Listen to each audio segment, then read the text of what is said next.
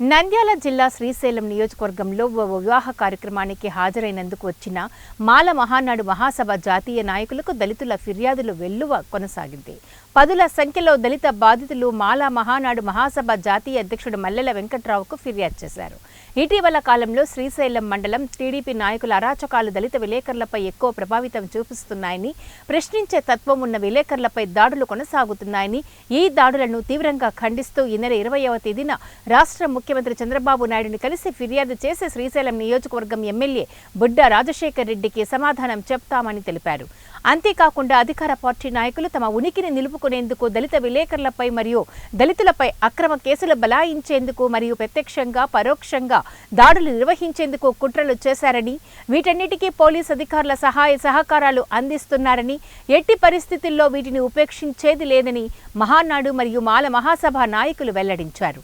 అలాగే సదరు ఘటనలపై ఎలాంటి విచారణ లేకుండా పోలీస్ అధికారులు సైతం వారి స్వార్థాల కోసం పెట్టే కేసులపై త్వరలో ఇబ్బంది పడే అవకాశం లేకపోలేదని ఆయన తెలిపారు.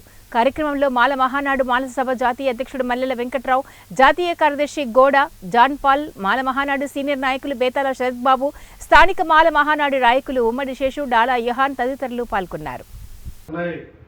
అయితే వీళ్ల పట్ల పాలక పార్టీలు, ప్రభుత్వాధికారులు తమ స్వార్థ రాజకీయాల కోసం మా విలేకరులు బలి చేస్తామన్న ప్రభుత్వ విషయాలు గతంలో జరిగినాయి, ఇప్పుడు జరుగుతున్నాయి. ఈరోజు కూడా ఇక్కడ అనేక అంశాలు మా దృష్టికి వచ్చినాయి.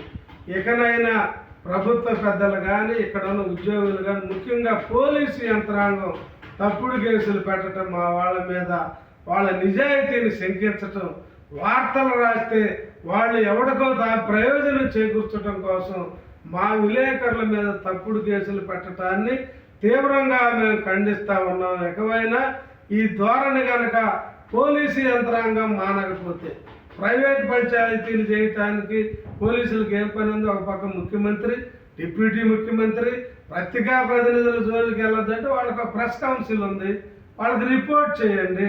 ఆయా ఛానల్స్ అధినేతలు, పత్రికా అధినేతలు ఉన్నారు, వాళ్ళ అసోసియేషన్స్ ఉన్నాయి, వాళ్ళకి రిపోర్ట్ చేయండి. అదేమీ లేకుండా మీరు ఇష్టం వచ్చినట్టు మీరు ఎవడో ఒత్తిడి చేశాడని ఎవడో ప్రాపకం కోసం మీరు ఇక్కడ మా వాళ్ళ మీద కేసులు, మా విలేకరుల మీద కేసులు కడితే మేము కూడా రాష్ట్ర వ్యాప్తంగా మీ వ్యవహారాలు ఏమండి మీ మీద ఉన్న ఛార్జెస్ అన్నీ తీసి